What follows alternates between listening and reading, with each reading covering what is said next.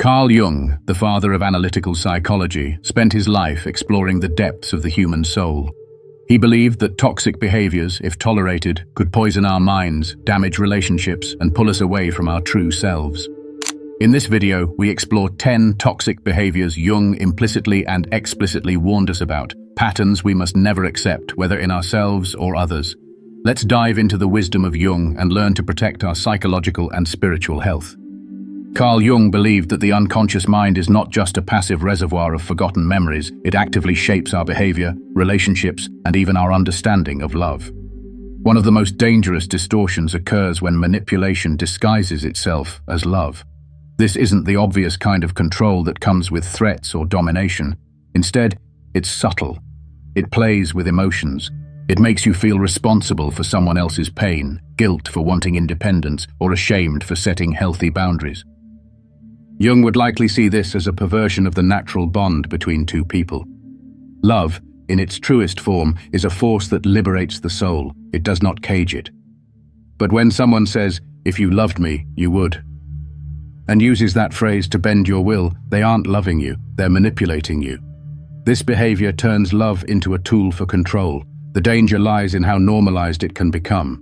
Many grow up witnessing this behavior in family dynamics where love was conditional, filled with guilt and obligation rather than acceptance and care. Jung taught that when the unconscious is not made conscious, it rules our lives, and we call it fate. So if we are not aware of the emotional manipulation we are tolerating, we may think it's just the way relationships work. We may even internalize it, thinking we are flawed for wanting freedom or independence. But what's really happening is that another person's shadow, the part of them that craves control, validation, or attention, is feeding off our compliance. Tolerating this kind of behavior damages your psyche. It makes you doubt your instincts. Over time, it weakens your sense of self.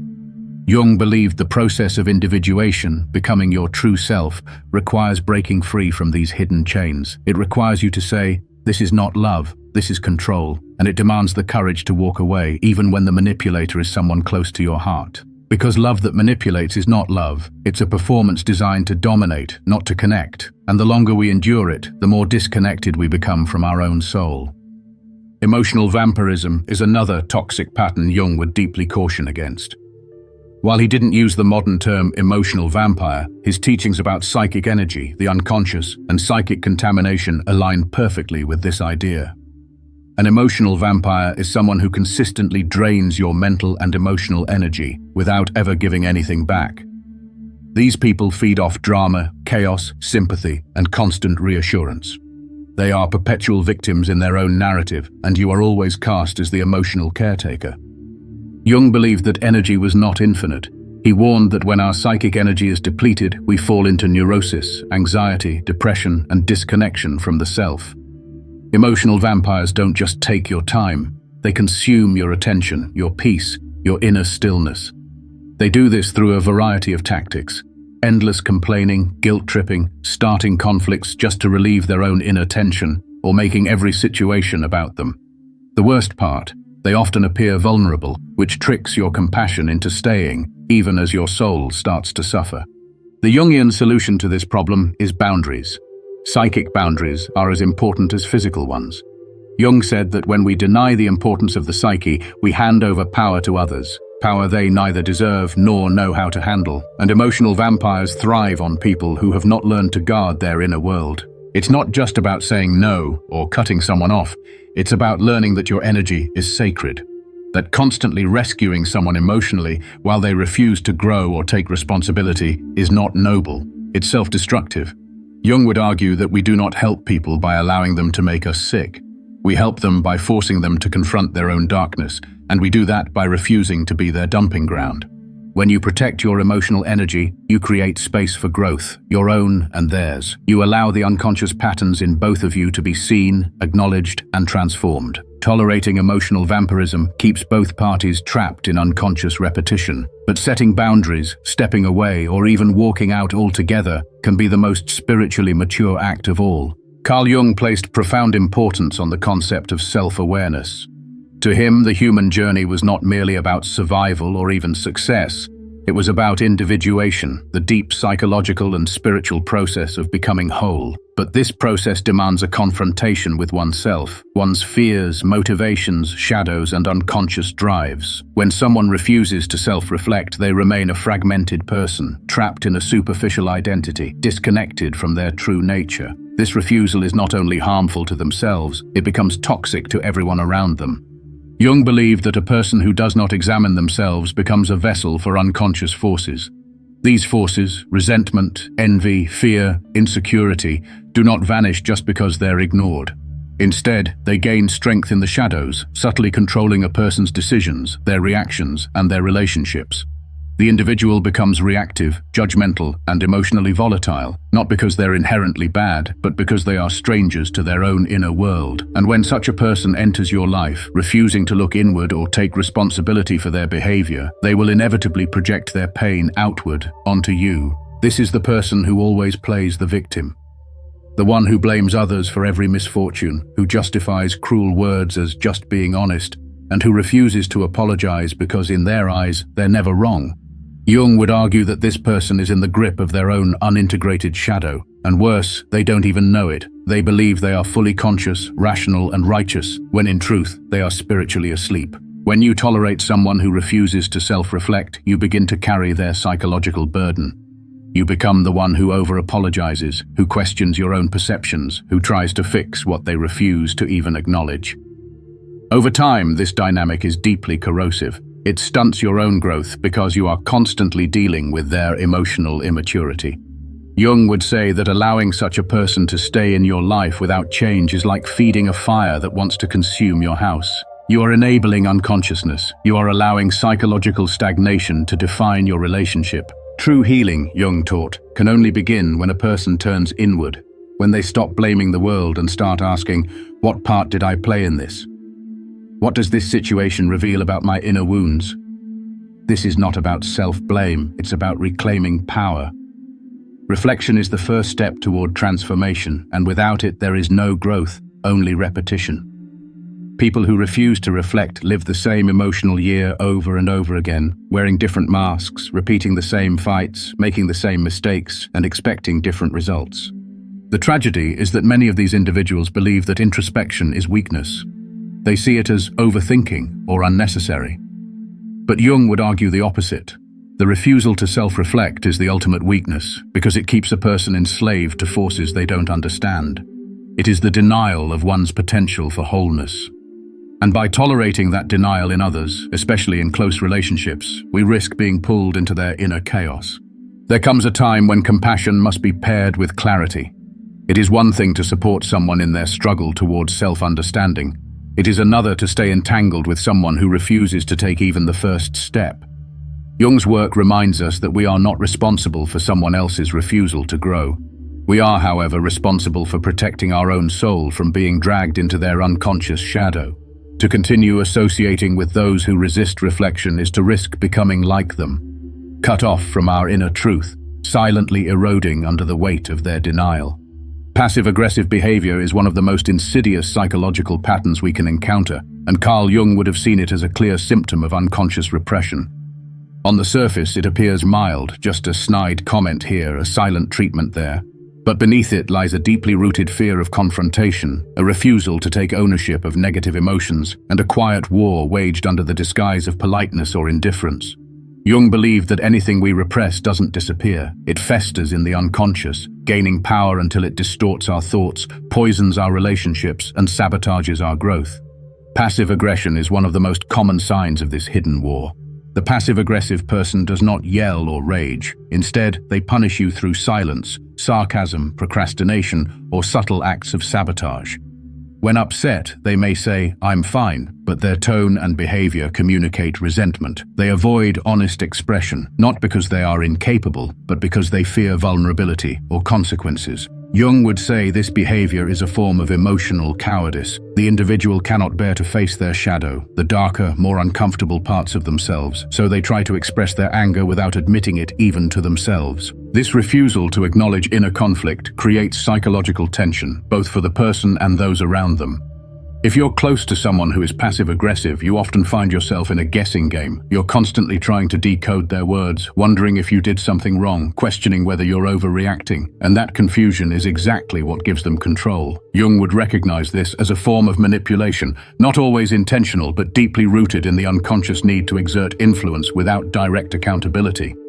Over time, tolerating this behavior is exhausting. It erodes communication, undermines trust, and makes emotional intimacy impossible.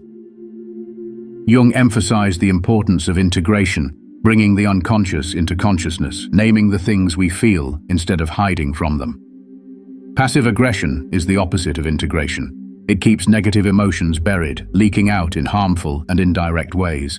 And perhaps most dangerously, it allows the individual to preserve a false self-image of being nice, calm, or above the drama, while inflicting psychological harm on those around them. For Jung, the path to maturity required the courage to confront conflict honestly. He knew that people fear confrontation because it threatens their ego. Admitting you're angry, hurt, or disappointed forces you to expose parts of yourself that you'd rather keep hidden. But real psychological strength comes from that exposure, from standing in the discomfort and speaking the truth anyway. Passive-aggressive people bypass this process. Instead of owning their anger, they project it sideways, turning it into quiet resistance, bitter sarcasm, or subtle jabs that cut without leaving visible wounds. What makes this behavior particularly toxic is how it trains others to suppress their own emotions. If you confront a passive-aggressive person directly, they often retreat further, deny wrongdoing, or accuse you of being too sensitive. Over time, you learn to stay quiet, to tolerate their indirect hostility, and to question your own emotional reactions. This dynamic creates a breeding ground for anxiety, self-doubt, and emotional disconnection. Jung would argue that allowing this pattern to continue damages the soul. It fragments relationships into shallow performances where no one feels truly seen or understood.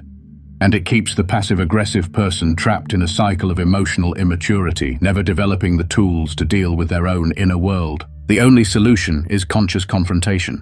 That doesn't mean fighting or retaliating. It means setting boundaries, speaking the truth clearly, and refusing to participate in the game of hidden hostility. It means inviting the other person to face their feelings directly, and being prepared to walk away if they refuse. Jung taught that healing begins the moment we dare to face what is hidden. And in the case of passive-aggressive behavior, the hidden wound is a fear of honesty, vulnerability, and emotional exposure. But without facing that fear, there is no growth, only stagnation. To tolerate passive aggression is to tolerate the slow death of communication, connection, and personal truth. Jung's wisdom challenges us to rise above the fear that keeps us silent and to bring light to the shadows, not just in others, but in ourselves.